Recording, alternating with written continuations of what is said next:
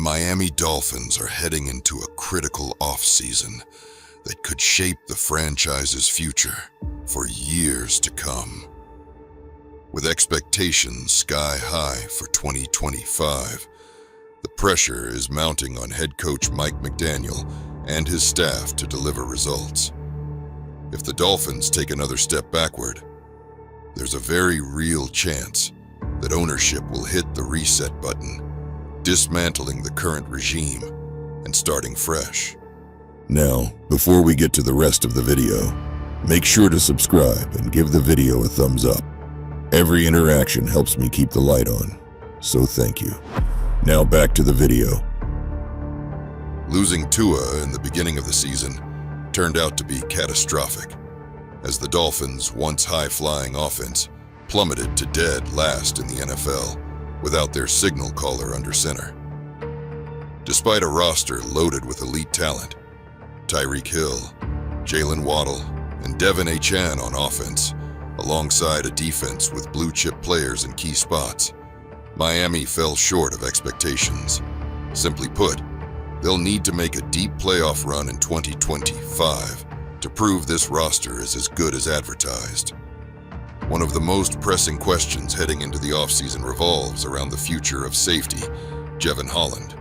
The former second-round pick has been a cornerstone of Miami's defense, notching 5 interceptions, 5 forced fumbles, and 5 sacks across 60 career games. Yet, 2024 wasn't his best year.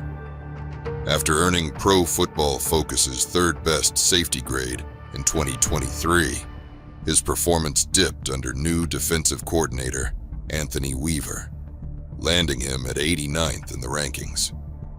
Despite the inconsistency, Holland is still regarded as one of the top safeties in the upcoming free agency class and is expected to command a deal similar to Minkah Fitzpatrick's 4-year, $73 million contract. The Dolphins have his rights through until free agency. They got to decide, do we want to offer him a contract extension? Do you want to franchise tag him, which is essentially giving him a 1-year deal at like top 5 money for safety?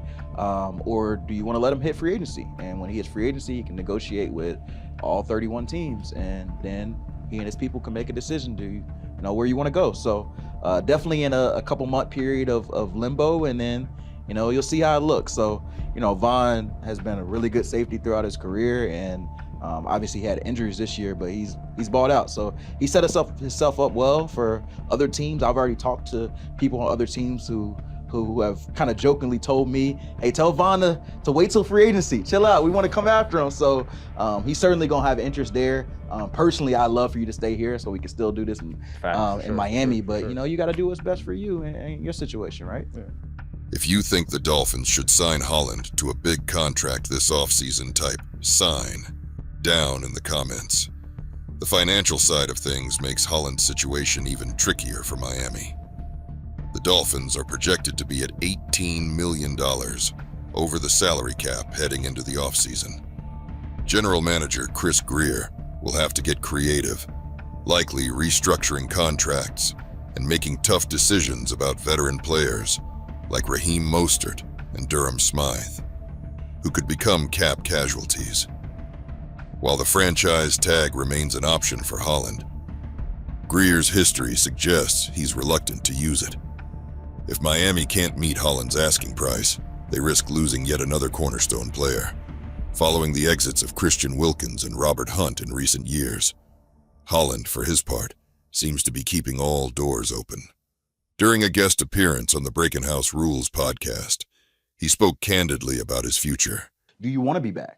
Yeah, I do, but I'm also open to, the possibility of being somewhere else. Like I'm not necessarily, I wouldn't hate the idea of coming back. I wouldn't hate the idea of leaving. I'm kind of just, it almost feels like I'm back, preparing for the draft again, kind of thing. Like wherever life takes me is where life takes me, and I'm going to be put in the position that, God wants me to go, and I can't control anything else. I had posted some that Kyrie had said, in an interview or whatnot, but he was basically like, hey, I'm going to control the things I can control, and everything else, I'm going gonna let the universe take care of. And so that's basically my mindset right now. That's why I'm really not stressing about anything. Like whatever ends up happening is gonna happen for a reason, and that's exactly where I'm supposed to be at.